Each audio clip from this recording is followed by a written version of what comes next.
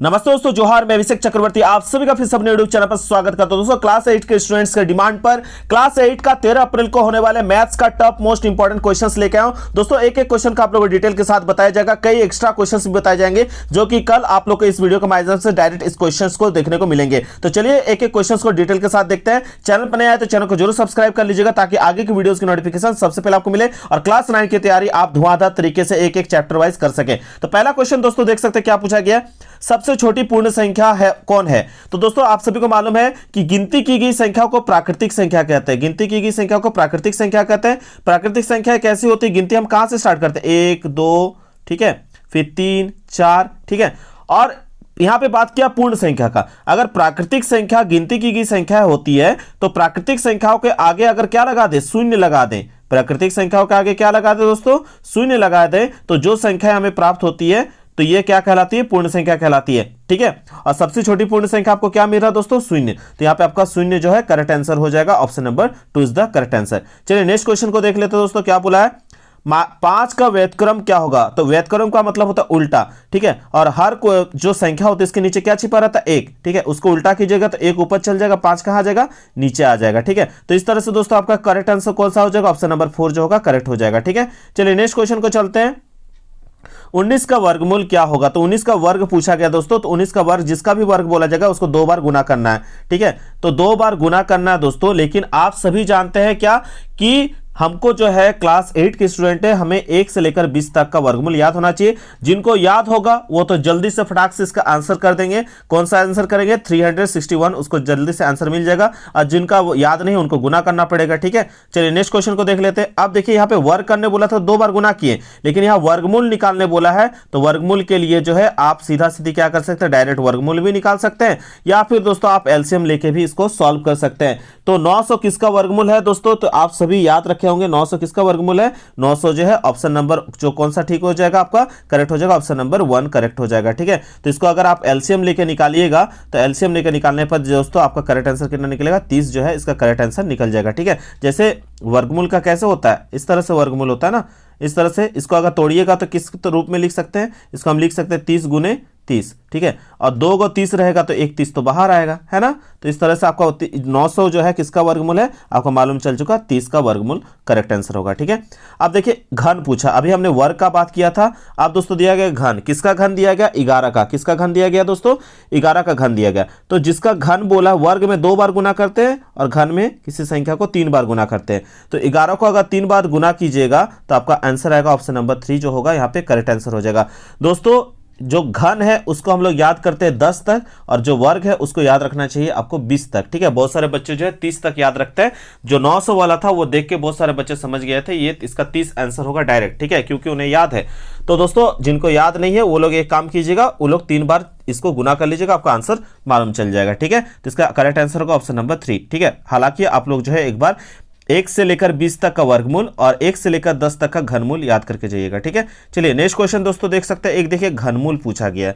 तो ये मूल पूछा गया, इसका मूल रूप क्या होगा? तो घनमूल का आप जानते हैं कैसे निकालते हैं। यहाँ पे दिया गया 8 बट्टे दिया गया 27, इसका आपका घनमूल निकालने के लिए बोला गया। तो 8 किसका होता है दोस्तों? तो 8 जो होता है किसका घनमूल होता है? आप जानते हैं 2 का होता है। 2 को 3 बार गुना करने से आता है ना। और 27 किसका घनमूल होता है?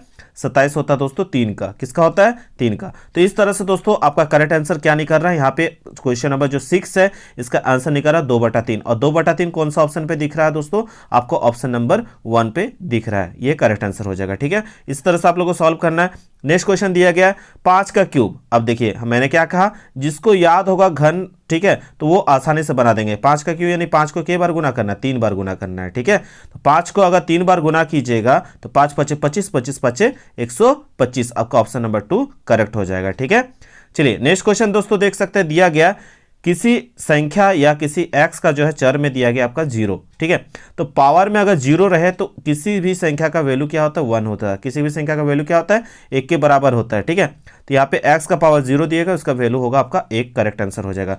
चलिए क्वेश्चन नंबर 9 बहुत ही जो है फेमस क्वेश्चन में से है और ये देख के ही आप समझ गए किसी भी संख्या के ab का विस्तृत रूप पूछा जाता है तो हम उसको लिखते हैं tan a + b के रूप में लिखते हैं, ठीक है। तो इसको हम लोग प्रूव करके भी जो है आप लोग दिखा सकते हैं। हालांकि आप लोग के पास टाइम कम है तो आप लोग कुछ चीज़ों को एक बार अच्छे से प्रैक्टिस करके जाइए। नेक्स्ट क्वेश्चन देखिए, विभाज्यता का नियम होता है और इस विभाज्यता के नियम के तौर पर जो है आप आसानी से बिना भाग देके निकाल सकते हैं।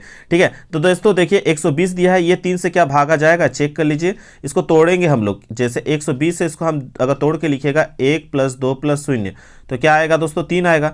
अब क्या 3 से भागा नहीं लगेगा, लग जाएगा ना। ठीक है, यानी 120 3 का पहाड़ा में कटेगा। ठीक है, लेकिन 122 को लिखिए तो 122 को हम क्या लिख सकते हैं, 1 + 2 + 2। ठीक है, ये 3 का विभाज्यता का नियम है दोस्तों। तो इसको अगर आप लिखिएगा तो ये आपका क्या आ जाएगा, 2 2 4 1 5, 5 कभी 3 से भागा जाएगा, नहीं जाएगा ना। ठीक है, तो बाकी सब ऑप्शंस को भी चेक कीजिएगा इस तरह से, तो कोई भी 3 से भागा नहीं जाएगा, किसको छोड़ के, ऑप्शन नंबर 1 को छोड़ के। ठीक है, तो ये आपका करेक्ट हो जाएगा, ऑप्शन नंबर 1 जो होगा बिल्कुल करेक्ट हो जाएगा। ठीक है, चलिए नेक्स्ट क्वेश्चन देख सकते हैं, क्या पूछा कि एक पदीय, द्विपदीय और तीन पदीय, त्रिपदीय जो होता है आप लोग पढ़े हुए हैं। ठीक है, तो यहाँ पे पूछा गया एक पदीय व्यंजक है, तो एक पद में कौन है, देखिए यहाँ पे x और y के बीच में प्लस लगा है, 2 पद में है। यहाँ पे x और y के बीच में माइनस लगा है, ये भी 2 पद में। यहाँ 2 और x के बीच में प्लस लगा है, ये 2 पद में है। जबकि यहाँ पे देखिए इन लोगों के पास ना तो प्लस ना तो माइनस में कोई भी चिन्ह करके ये लोग अलग किया गया। ये जो चर है एक साथ है और ये एक पद में है, तो ऑप्शन नंबर 2 जो होगा करेक्ट हो जाएगा। ठीक है दोस्तों, नेक्स्ट क्वेश्चन देख सकते हैं, पूछा गया है -2xy का संख्यात्मक गुणांक। तो संख्यात्मक जो है कौन सा संख्या आपको दिख रहा है, -2। ठीक है, तो आपका करेक्ट आंसर हो जाएगा -2। खोजिए -2 कहाँ है, ऑप्शन नंबर 2 जो है बिल्कुल करेक्ट हो जाएगा। ठीक है, चलिए नेक्स्ट क्वेश्चन की ओर चलते हैं। आप देख सकते हैं पूछा गया a² - 2ab + b²। तो a -2ab + b² किसका होता है, a प्लस जो है a² + 2ab + b² होता है आपका a + b का। लेकिन यहाँ पे दिया गया है a² - 2ab + b², तो ये होता है a - b का। किसका होता है, a - b का होल स्क्वायर होता है। किसका होता है दोस्तों, a - b का होल स्क्वायर होता है। और a - b के ऊपर में देखिए 2 लगा हुआ है, तो इसको हम इस तरह से लिख सकते हैं कि नहीं, a - b को 2 बार लिख सकते हैं ना। तो यहाँ आपका ऑप्शन नंबर 2 जो है बिल्कुल करेक्ट हो जाएगा। कुछ फॉर्मूला जो इनको याद होगा दोस्तों उनके लिए काफ़ी आसान हो जाता है। नेक्स्ट क्वेश्चन काफ़ी फेमस क्वेश्चन और क्लास 9 में भी ये क्वेश्चन दिया गया था दोस्तों। यहाँ पे देखिए, यहाँ पे दिया गया x² - 9, तो क्या हम इसको इस तरह से लिख सकते हैं, यहाँ पे हम लिख सकते हैं इसको ब्रैकेट में x का स्क्वायर, इसको लिख सकते हैं 3 का स्क्वायर। यानी ये जो है दोस्तों किसके रूप में आया, देख सकते हैं a² माइनस, ठीक है, a² माइनस किसके रूप में, b²। और जब a² - b² के रूप में होता है तो एक बार प्लस में लिखते हैं इसी संख्या को। ठीक है, एक बार प्लस में लिखेंगे इन दोनों को और एक बार किस में लिखेंगे दोस्तों, माइनस में। एक बार किस में लिखेंगे, माइनस में। तो यह आएगा a + b और a - b के रूप में। ठीक है, यानी x + 3 होगा और x - 3। ठीक है, ये कौन सा ऑप्शन पे दिख रहा है, x + 3 और x - 3, ऑप्शन नंबर 1 जो होगा बिल्कुल करेक्ट हो जाएगा दोस्तों। तो 14 का कौन सा आंसर करेक्ट हो जाएगा, ऑप्शन नंबर 1 बिल्कुल करेक्ट हो जाएगा। चलिए नेक्स्ट क्वेश्चन को देख लेते हैं दोस्तों, क्या पूछा गया है, क्वेश्चन नंबर 15। क्वेश्चन नंबर 15 दिया गया है 3x + 2 = 5, तो आपका x का मान निकालने बोला गया। तो 3x + 2 बराबर क्या दिया गया, 5 दिया गया है। ठीक है, तो यहाँ पे x का वैल्यू निकालना है, तो पहले संख्या को संख्या की तरफ ले जाते हैं, तो यहाँ माइनस होगा, आंसर निकल जाएगा 3। ठीक है, यहाँ बचा है 3x। अगर x को अकेले करना है, ये गुना में है, इधर जाएगा तो क्या होगा, भागा होगा। तो कितना आ जाएगा दोस्तों, 1 आंसर आएगा। तो ऑप्शन नंबर 1 करेक्ट हो जाएगा इसका। ठीक है, बिल्कुल आसानी से ऐसे सॉल्व करते ले जाना है। ठीक है, नेक्स्ट क्वेश्चन पूछा गया 3 लगातार पूर्णांकों का योगफल 51 है तो पूर्णांक होगा। तो 3 लगातार पूर्णांकों का योगफल 51 है दोस्तों। तो क्वेश्चन नंबर 16 का करेक्ट आंसर हो जाएगा आपका ऑप्शन नंबर यहाँ पे 2 बिल्कुल करेक्ट हो जाएगा। ऑप्शन नंबर 2 जो होगा करेक्ट हो जाएगा। लगातार पूर्णांक को निकालने का तरीका जानते हैं ना, इसको आप लोग सॉल्व करके आप हमें डायरेक्ट इंस्टाग्राम में भेजिए कि कैसे ये आंसर आएगा। बहुत ही ईजी क्वेश्चन है, अगर डिमांड होगा तो इस टाइप के जो इतने भी क्वेश्चंस बताए गए वो सारे क्वेश्चंस मैं अभी नेक्स्ट इसके बाद लेकर आऊंगा। ठीक है, आप लोग इसको सॉल्व करके तुरंत भेजिए। क्वेश्चन नंबर 40 दिया गया 40 का मतलब गुना। ठीक है, 40 का कितना प्रतिशत, तो हम मान लेते हैं वो प्रतिशत क्या है, x प्रतिशत है। प्रतिशत हटाने से नीचे कितना आएगा, 100 आएगा। तो 40 का कितना प्रतिशत जो है 16 है लगा हुआ है, इक्वल देंगे और यहाँ पे लिखेंगे 16। ठीक है, तो दोस्तों यहाँ पे x को अकेले रखना है और हम अकेले रखने के लिए जानते हैं ये तो अपनी जगह पे रहेगा 16। तो ये जो नीचे वाला है ऊपर जाएगा और ऊपर वाला कहाँ आएगा दोस्तों, नीचे आएगा। ऊपर वाला कहाँ आएगा, नीचे। शून्य से शून्य कट जाएगा, 4 का पहाड़ा में 16 के बार में 4 बार में, 4 का पहाड़ा में 16 4 बार में, और 4 को अगर 10 से गुना करेंगे तो आंसर आ जाएगा कितना दोस्तों, 40। ठीक है, तो यहाँ पे कितना प्रतिशत होगा, 40% जो होगा करेक्ट आंसर हो जाएगा। नेक्स्ट क्वेश्चन दिया गया 50 आमों के समूह में 60% आम बिल्कुल पके हैं, तो पके हुए आमों की संख्या।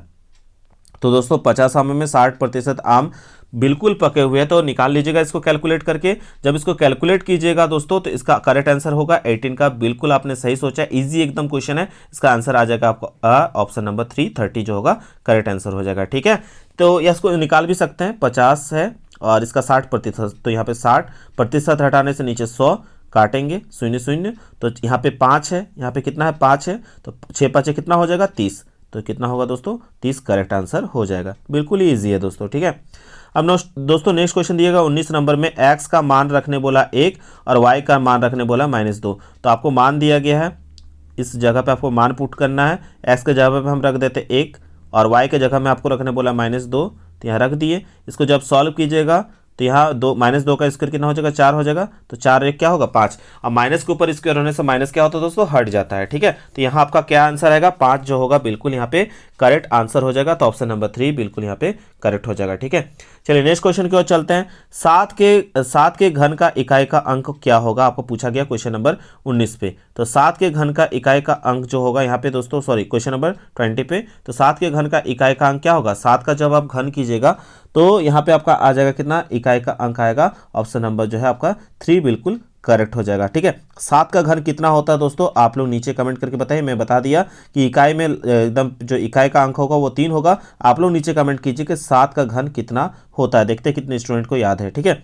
चलिए नेक्स्ट क्वेश्चन की ओर चलते हैं। बिल्कुल इजी क्वेश्चन है, 21 नंबर वाला क्वेश्चन दोस्तों। तो 21 में पूछा गया है, यदि एक घड़ी का अंकित मूल्य 2000 है तो इस पर जो है 10% बट्टा दिया जाता है, यानी डिस्काउंट 10% दिया जाता है, तो विक्रय मूल्य क्या होगा। तो दोस्तों अंकित मूल्य आपका 2000 है और 10% बट्टा, तो 2000 का 10% अगर निकालिएगा आप तो कितना निकलेगा 200, यानी आपको डिस्काउंट कितने मिला 200 रुपये का ना। तो आपका रियल पे जो है रेट कितना है 2000 और उसमें आपको छूट कितना मिल गया 200 का। तो एक्चुअल में आपको दुकानदार को देना कितना है 1800 रुपये देना, कितना देना है 1800 रुपये। तो ऑप्शन नंबर 4 करेक्ट हो जाएगा, ठीक है। चलिए 21 के बाद हम लोग 22 नंबर चलते हैं। 22 नंबर वाला क्वेश्चन तो एकदम इजी क्वेश्चन है दोस्तों, ये आप लोग आसानी से कैलकुलेट करके निकाल चुके होंगे। तो 22 का जो है करेक्ट आंसर क्या हो जाएगा, ऑप्शन नंबर 1 जो होगा करेक्ट आंसर हो जाएगा। 3:8 जो होगा बिल्कुल करेक्ट होगा। आप सभी जानते हैं 1 रुपये में कितना पैसे होता है, 1 रुपये बराबर 100 पैसा होता है, ठीक है। तो यहाँ पे 200 हो जाएगा पैसा, और ऑलरेडी जो है 200 पैसा हो रहा है, 2 रुपये को अगर पैसा में चेंज करेंगे 200 पैसा और ये 75 पैसा, तो यहाँ पे आपका क्या हो जाएगा 75/200 होगा, है ना। तो 75/200 होगा। तो आप 25 का पहाड़ा में अगर काटिएगा, 25 दिया 75 और 25 8 200, तो क्या निकलेगा 3/8, ऑप्शन नंबर 1 करेक्ट हो जाएगा, ठीक है। नेक्स्ट क्वेश्चन देख सकते हो दोस्तों, क्या पूछा गया है, 2 परिमेय संख्याओं के बीच कितनी परिमेय संख्याएं होगी। तो दोस्तों ये बिल्कुल इजी क्वेश्चन में से है, तो यहाँ आपका करेक्ट आंसर हो जाएगा ऑप्शन नंबर 4 अनंत जो होगा इसका करेक्ट आंसर हो जाएगा। अब देखिए पाइथागोरस त्रिक का पूछा गया सवाल। तो पाइथागोरस त्रिक वाला जो सवाल पूछा गया दोस्तों, तो इसको भी आप आसानी से निकाल सकते हैं। क्या त्रिक का रूल क्या होता है कि जो कर्ण का स्क्वायर होता है वो लंब के स्क्वायर, ठीक है, और प्लस आधार के स्क्वायर के बराबर होता है। लंब के स्क्वायर प्लस आधार के स्क्वायर के क्या होता है, बराबर होता है, ठीक है। तो कर्ण कौन है दोस्तों, जो सबसे ज़्यादा बड़ा होता है वो कर्ण होता है। तो यहाँ पे जो आप देख रहे हैं 24 नंबर, तो ये जो 24 नंबर है दोस्तों, यहाँ पे ऑप्शन नंबर 3 को हम लोग डायरेक्ट लेंगे, क्योंकि आपके पास समय कम है और फट से आंसर चेक करके हम लोग देख लेते हैं। तो देखिए सबसे बड़ा कौन है दोस्तों, 10 है, तो यहाँ पे हम 10 को रखेंगे। कर्ण सबसे लंबा होता है तो उसको रखें यहाँ पे, और लंब में हम ले लेते हैं 6 को और आधार में ले लेते हैं आपका 8 को, ठीक है। तो दोनों अगर बराबर आ जाए तो आप समझिएगा 10 का स्क्वायर क्या होता है 100, 6 का 36 और 8 का हो गया 64। तो दोनों को जोड़िएगा तो 100 और इधर भी 100, ठीक है। यानी ये जो है इस पाइथागोरस त्रिक को फॉलो करता है, ये इक्वेशन, यानी 6, 8 और 10 जो है पाइथागोरस त्रिक को फॉलो करता है। बाकी के ऑप्शंस कैसे चेक कीजिएगा, तो इनमें से किसी भी ऑप्शन में आंसर्स नहीं आएगा, बल्कि ऑप्शन नंबर 3 में ये पाइथागोरस त्रिक को फ्री जो है आप लोग का यहाँ पे रूल को लागू करता है। नेक्स्ट क्वेश्चन 25 नंबर में दिया गया कि किसी प्रेशर कुकर का अंकित मूल्य 450 रुपये है और इसे 360 में यह उपलब्ध है, तो डिस्काउंट कितना मिला। तो इजी क्वेश्चन है, 450 का सामान था 360 में मिला, कैलकुलेट कर लीजिएगा, 90 रुपये का डिस्काउंट आपको मिला, ठीक है। ऑप्शन नंबर 3 करेक्ट हो जाएगा। इजी क्वेश्चन है दोस्तों। 26 नंबर देखते हैं क्या बोला गया। 16 पेंसिल का मूल्य जो है 64 रुपये है। कितना है 16 पेंसिल का मूल्य, ठीक है, 16 पेंसिल का मूल्य कितना है 64 रुपये। कितना रुपये है 64 रुपये। तो एक पेंसिल का मूल्य कितना हो जाएगा 64/16, काटेंगे तो कितना होगा 4 रुपये, यानी एक पेंसिल का दाम 4 रुपये है। तो आपको कितना पेंसिल के लिए निकालने बोला है 144 रुपये के लिए। तो 100 बोला है 144 रुपये में कितना पेंसिल हो जाएगा, तो हर एक पेंसिल का दाम 4 रुपये है ना, तो 4 से आप भागा दे दीजिएगा, इसको काटिएगा तो आपका आंसर आएगा 36। कितना आएगा 36। तो जो है आपका 144 रुपये में कितना पेंसिल आप खरीद पाइएगा 36 पेंसिल खरीद पाइएगा। ये तो बहुत सारे बच्चे मुंह से भी कैलकुलेट कर लिए होंगे, तो यहाँ पे आपका 36 करेक्ट आंसर हो जाएगा, ठीक है। चलिए नेक्स्ट क्वेश्चन दिया गया है कि एक 45 व्यक्ति किसी काम को 13 दिन में करते हैं, तो उसी काम को 39 व्यक्ति जो है कितने दिन में समाप्त करेंगे। तो पहले हम ले लेते हैं मैन M1 और D1 जो है यहाँ पे दिन दिया गया है और आपका मैन दिया गया है, यानी आदमी दिया गया, व्यक्ति दिया गया, ठीक है। और दूसरा और एक सिचुएशन दिया गया, तो यहाँ पे लिख देते हैं M2 और यहाँ लिखते हैं D2, ठीक है। अब दोस्तों पहले वाला जो है सिचुएशन में कितना आदमी था 45, कितना दिन में पूरा करता है 13 दिन में। और तो पूछा गया है कि 39 व्यक्ति कितना दिन में पूरा करेगा, तो D2 हमको मालूम नहीं है, ये निकालना है। तो ये 45 अपने जगह पे रहेगा, 13 भी अपने जगह पे रहेगा, D2 हमको निकालना है। ये गुना में है दोस्तों, तो ये आएगा भागा में। कहाँ आ जाएगा? भागा में। 13 का पहाड़ा में 3 बार में 39 कट जाएगा, 13 3 39, और 3 का पहाड़ा में 45 कट जाएगा 15 बार में, यानी 15 जो है इसका करेक्ट आंसर होगा। यानी 39 व्यक्ति जो है इसी काम को 15 दिन में समाप्त करेंगे। बिल्कुल ईजी क्वेश्चन है दोस्तों, और ये आप लोग का हर एक कंपटीशन वाले एग्जाम में भी पूछा जाता है। तो यहाँ पे जो आप देख रहे हैं यहाँ पे कितना आंसर हो जाएगा आपका 15 डेज, ऑप्शन नंबर 4 यहाँ पे करेक्ट आंसर हो जाएगा। 27 का जो है 4 ऑप्शन 4 बिल्कुल करेक्ट हो जाएगा। चलिए नेक्स्ट क्वेश्चन की ओर चलते हैं दोस्तों। यहाँ पे देख सकते हैं हम लोग 28 वाला, वर्ग के सभी बाह्य कोणों का योग कितना होता है। तो वर्ग के सभी बाह्य कोणों का योग पूछा जाए तो याद रखिएगा कितना होता है, नॉर्मली 360 जो है ये करेक्ट आंसर होता है। इसके बाद दोस्तों एकदम इजी क्वेश्चन पूछा गया, क्लास 7 वाला क्वेश्चन। आपने पढ़ा था क्लास 7 में कि साधारण ब्याज बराबर क्या होता है, मूलधन गुने दर गुने समय बट्टे 100, है ना। तो मूलधन कितना दिया गया यहाँ पे देख सकते हैं 500, दर दिया गया 5 और वर्ष दिया गया 2। इसको जब 100 से कैलकुलेट कीजिएगा, ठीक है, 5 5 25 और 25 दूनी कितना हो जाएगा 50, यानी साधारण ब्याज कितना निकला दोस्तों 50। तो 50 कहाँ है, ऑप्शन नंबर 3 आपका करेक्ट आंसर हो जाएगा दोस्तों। इसके बाद दिया गया निम्न में से कौन 2D मॉडल है। तो देखिए ये जो घनाभ है, घनाभ जो बनाते हैं ये इस तरह से होता है, वो 3D मॉडल में होता है, ठीक है। बेलन भी जो है 3D मॉडल में होता है। बेलन कैसे होता है, 3D मॉडल में होता है। शंकु भी कैसे होता है दोस्तों, शंकु भी 3D मॉडल में होता है। लेकिन आयत जो है वो 2D मॉडल में होता है। आयत जो है वो सिंपल इस तरीके से 2D मॉडल में होता है। तो आपको 2D मॉडल खोजने बोला है तो आपका आयत यहाँ पे करेक्ट हो जाएगा, ठीक है। नेक्स्ट क्वेश्चन दिया गया एकदम, ये क्वेश्चन बार बार जो है जैक की तरफ से क्लास 8 के लिए रिपीट किया जाता है। आयलर का सूत्र पूछा गया दोस्तों। तो 31 का जो है करेक्ट आंसर क्या हो जाएगा, 31 का ऑप्शन नंबर जो है यहाँ पे देख सकते हैं 31 का कौन सा करेक्ट होगा, ऑप्शन नंबर 1 करेक्ट हो जाएगा, ठीक है। फलक का रूल पढ़े हुए है ना, वही वाला रूल से ये क्वेश्चन पूछा गया है। नेक्स्ट क्वेश्चन दिया गया, एक समचतुर्भुज का क्षेत्रफल ज्ञात कीजिए जिसके विकर्ण जो है क्रमशः दिया हुआ है, विकर्ण यानी डायगोनल दिया हुआ है 24 और 10 सेंटीमीटर। तो समचतुर्भुज का क्षेत्रफल जब निकालने बोलता है तो फॉर्मूला क्या होता है दोस्तों, 1/2 इंटू D1 इंटू D2, यानी डायगोनल बोलते हैं, विकर्ण को क्या बोलते हैं, डायगोनल। तो पहला विकर्ण दिया गया 24 और दूसरा विकर्ण दिया गया 10, ठीक है। तो 1/2 लिख देंगे। पहला विकर्ण कितना दिया होता है दोस्तों 24 और दूसरा विकर्ण दिया है 10, काटिए, ठीक है। यहाँ पे काटेंगे तो कितना बार में, 12 बार में कट जाएगा, ठीक है। और यहाँ पे 12 को 10 से गुना करेंगे तो आएगा 120। तो दोस्तों यहाँ पे 120 सेंटीमीटर स्क्वायर कहाँ देखने को मिला, ऑप्शन नंबर 4 करेक्ट हो जाएगा, ठीक है। यही फॉर्मूला रहेगा। 33 नंबर देख सकते हो दोस्तों, क्या पूछा गया, यदि किसी समलंब चतुर्भुज की समांतर भुजाएं क्रमशः 6 सेंटीमीटर 8 सेंटीमीटर और ऊंचाई 5 सेंटीमीटर है तो समलंब चतुर्भुज का क्षेत्रफल क्या होगा। तो समलंब चतुर्भुज का क्षेत्रफल आप सभी पढ़े हुए, क्या होता है समलंब चतुर्भुज का क्षेत्रफल, 1/2 गुने ऊंचाई, ठीक है। और यहाँ पे होगा समांतर भुजाओं का योग। समांतर भुजाओं का योग में कौन कौन है समांतर भुजा यहाँ पे दोस्तों, तो यहाँ पे देख लीजिए समांतर भुजा में आपका 6 और 8 है ना। और ऊंचाई दिया है आपका 5 सेंटीमीटर, तो यहाँ लिख देंगे 6 + 8, ठीक है। तो 1/2 ऊंचाई दोस्तों आपका दिया हुआ था 5, ठीक है। और 6 और 8 को अगर जोड़िएगा तो हो जाएगा आपका कितना 14। तो 2 का पहाड़ा में 14 के बार में 7 बार में कट जाएगा और 7 और 5 को गुना करेंगे तो आ जाएगा आपका 35। तो 35 कहाँ दिख रहा है, 35 सेंटीमीटर स्क्वायर, ऑप्शन नंबर 1 पे दिख रहा है, बिल्कुल करेक्ट हो जाएगा। चलिए एकदम इजी क्वेश्चन और एक पूछा गया दोस्तों, यहाँ पे देख सकते हैं घन का कुल पृष्ठीय क्षेत्रफल क्या होगा। तो आप लोगों को जो है टीचर्स पढ़ाए हैं कि घन का कुल पृष्ठीय क्षेत्रफल क्या होता है, 6a² होता है। क्या होता है, 6a²। लेकिन दोस्तों यहाँ पे अल्फाबेट में ABCD में कुछ भी लेके इसको सॉल्व किया जा सकता है। तो यहाँ पे अगर 6l² लिखा गया है तो वो भी करेक्ट होगा, ठीक है। चलिए नेक्स्ट क्वेश्चन की ओर चलते हैं। 35 नंबर दोस्तों बोला है कि एक बेलन की त्रिज्या जो है 14 सेंटीमीटर है और ऊंचाई 10 सेंटीमीटर है, तो बेलन का वक्र पृष्ठीय क्षेत्रफल ज्ञात कीजिए, ठीक है। तो बेलन का जो है त्रिज्या दिया गया है आपका कितना 14 सेंटीमीटर, जो बेलन का त्रिज्या दिया गया है आपका 14 सेंटीमीटर दिया गया, यानी आर आपका दिया हुआ है कितना 14, ठीक है। और ऊंचाई यानी एच भी दिया आपका है 10 सेंटीमीटर। तो आपको पृष्ठीय क्षेत्रफल निकालना, वक्र पृष्ठीय क्षेत्रफल किसका, बेलन का। तो बेलन का वक्र पृष्ठीय क्षेत्रफल क्या होता है दोस्तों, आप पढ़े हुए 2πr/h। फॉर्मूला याद रखिएगा, फॉर्मूला याद नहीं रहा तो बहुत बड़ा दिक्कत होगा।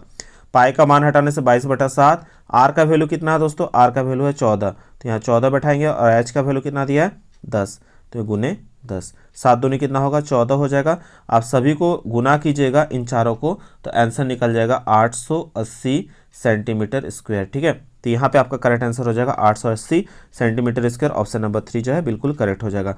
चलिए 36 नंबर देख लेते हैं। यदि घन की एक भुजा 8 सेंटीमीटर है तो घन का आयतन ज्ञात कीजिए। तो 36 का जो है आपका भुजा दिया हुआ है, ए का वैल्यू दिया हुआ है, ए बराबर कितना दिया है 8 सेंटीमीटर। तो घन का आयतन, तो घन का आयतन का फॉर्मूला क्या होता है, घन का आयतन बराबर होता है आपका ए क्यू, यानी भुजा क्यू। तो यानी 8 को के बार गुना करना है 3 बार, तो 8 को 3 बार गुना कीजिएगा दोस्तों, तो आंसर कितना आएगा, 8 का क्यू कितना होता है याद रखें ना 512। तो जब भी आयतन निकालने देगा दोस्तों तो उसके साथ हमेशा सेंटीमीटर क्यूब लगाइएगा जरूर, ठीक है। तो 512 आपका बिल्कुल करेक्ट हो जाएगा। नेक्स्ट क्वेश्चन दिया गया दोस्तों, यहाँ पे देख सकते हैं, यदि बेलन की त्रिज्या और ऊंचाई क्रमशः 7 सेंटीमीटर 10 सेंटीमीटर है तो बेलन का आयतन ज्ञात कीजिए। तो यहाँ जो 37 नंबर देख रहे हैं दोस्तों, इस पे भी देखिए आपका त्रिज्या दे दिया है, त्रिज्या है आपका आर दिया है 7 और यहाँ पे ऊंचाई दिया हुआ है आपका 10, ठीक है। तो आयतन क्या होगा, बेलन का आयतन का फॉर्मूला क्या होता है, एकदम सही पकड़े हैं, क्या होता है πr²h। पाई का वैल्यू 22/7, आर का वैल्यू दिया है आपका कितना 7, तो 7 को के बार लिखना है 2 बार लिखना है और एच का वैल्यू दिया है आपका 10, तो 7 से 7 कट जाएगा ना, बिल्कुल कटेगा। और जब आप बाकी सभी संख्याओं को गुना कीजिएगा तो आपका आ जाएगा 1540। तो 1540 आपको कहाँ दिख रहा है, बिल्कुल आपने सही पकड़ा है, 1540 सेंटीमीटर क्यूब आंसर इसका हो जाएगा। जब क्षेत्रफल निकालते हैं दोस्तों तो यहाँ पे आपने देखा था आयत का क्षेत्रफल वगैरह निकाल रहे थे तो स्क्वायर का यूज़ कर रहे थे, लेकिन यहाँ पे हम जब आयतन का बात कर रहे हैं तो यहाँ पे आयतन में सेंटीमीटर क्यूब लगा रहे हैं, ठीक है। हो सकता है एग्जाम में आप लोग को 1540 एक सेंटीमीटर स्क्वायर दे देगा, 1 सेंटीमीटर क्यूब देगा, तो याद रखिएगा आयतन जब भी बोलेगा तो सेंटीमीटर क्यूब पे ही, या मीटर क्यूब दिया रहा है तो मीटर क्यूब पे निकलेगा, ठीक है। 38 नंबर वाला क्वेश्चन दोस्तों देख सकते हैं क्या पूछा गया है, घनाभ का आयतन ज्ञात कीजिए यदि घनाभ की लंबाई चौड़ाई और ऊंचाई क्रमशः आपका दिया हुआ है एल बी और एच तीनों दिया हुआ है, ठीक है। तो एल बी एच तीनों दिया है तो घनाभ का आयतन का फॉर्मूला क्या होता है, l into b into h. घनाभ का आयतन का फॉर्मूला होता है l into b into h. तो एल दिया आपका 6, बी दिया आपका 3 और एच दिया है 2, तो टोटल को गुना करेंगे आपका आएगा 36। और जब भी आयतन बोलता है तो आंसर किस में आता है, आपका क्यूब में आता है। तो यहाँ मीटर में दिया है तो मीटर क्यूब आंसर इसका हो जाएगा। तो देखिए 36 मीटर क्यूब कहाँ दिया है, ऑप्शन नंबर 2 बिल्कुल करेक्ट आंसर हो जाएगा। चलिए इसके बाद दोस्तों देख लेते हैं 39 नंबर में क्या दिया गया।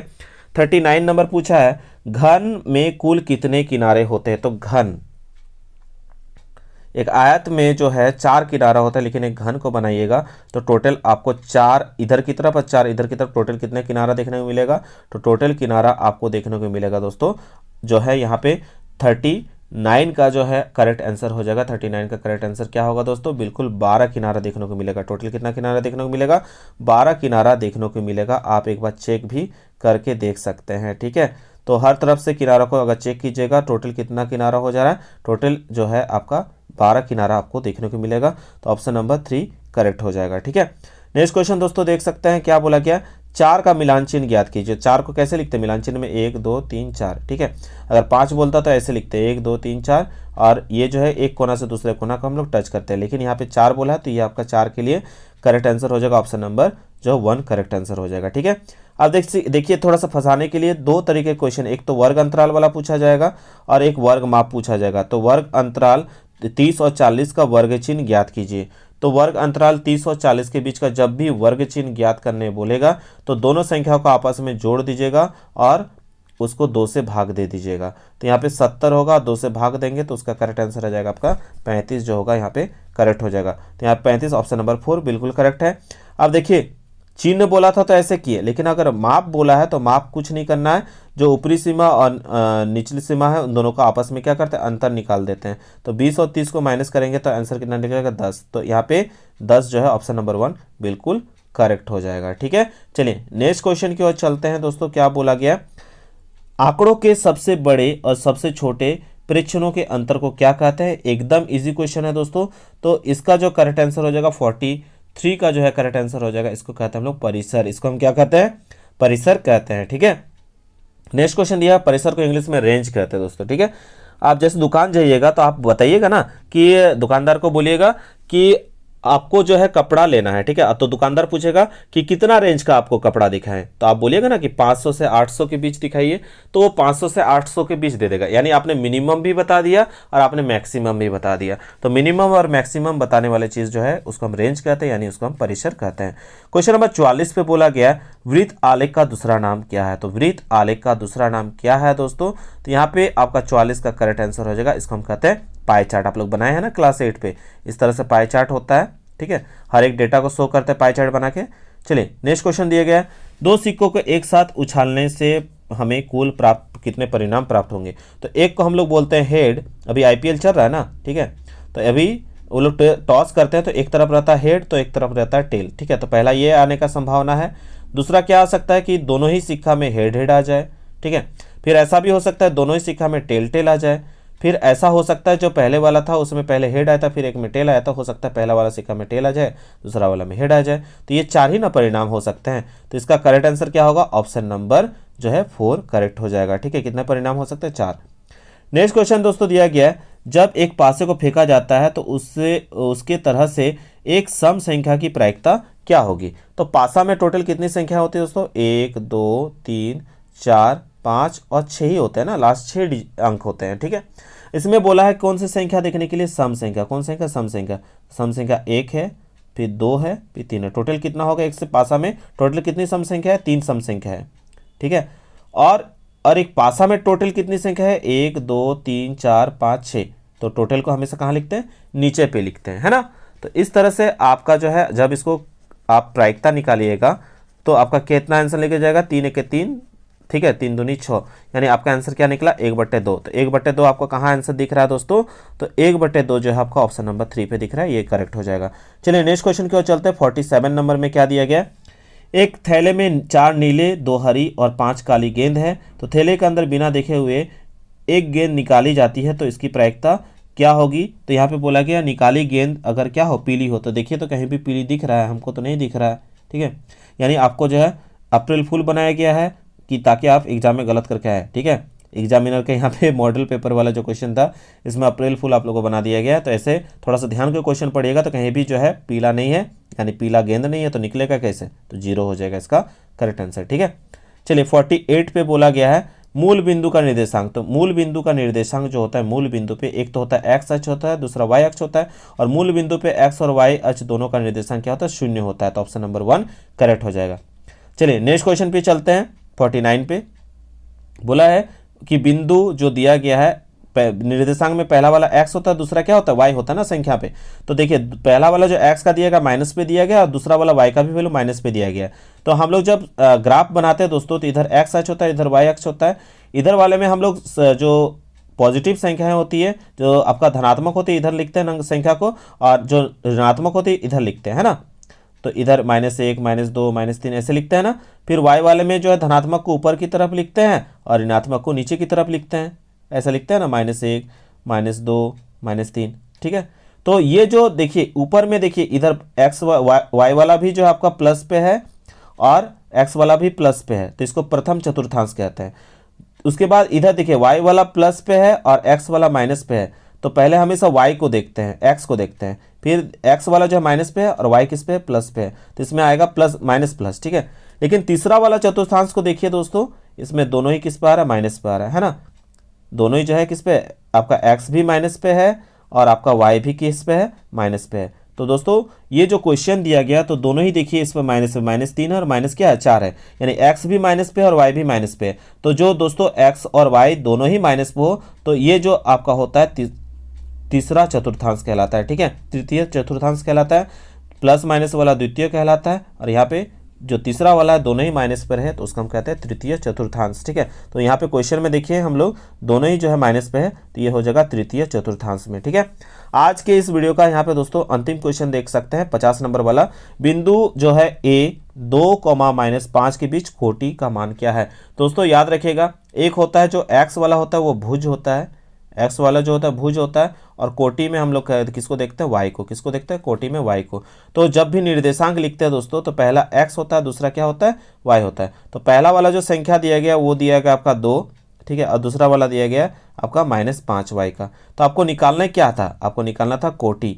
तो कोटि किसको देखते हैं हम लोग, कोटि में y अक्ष को देखते हैं। तो आपका आंसर क्या हो जाएगा, -5 जो होगा करेक्ट आंसर होगा, ऑप्शन नंबर 2 बिल्कुल करेक्ट हो जाएगा। तो इस तरह से दोस्तों आप लोगों का जो है 50 क्वेश्चन का रिवीजन हो चुका है। तो 50 में आपने कितने आंसर्स का करेक्ट आंसर दिया है नीचे कमेंट करके बताइएगा। अगर आप लोग चाहते हैं कि और भी मैं आप लोग के लिए मैथ का वीडियो अपलोड कर दूँ सुबह में, तो आप लोग नीचे उसका भी कमेंट कीजिए, जल्द से जल्द मैं वो भी वीडियो अपलोड कर दे रहा हूँ, ठीक है। तो दोस्तों आशा करते हैं आज का वीडियो आप सबको पसंद आया। अगर पसंद आए तो बिल्कुल लाइक शेयर एंड कमेंट करना ना भूले। मिलते हैं एक नए वीडियो में, तब तक के लिए दोस्तों धन्यवाद। जय हिंद, वंदे मातरम।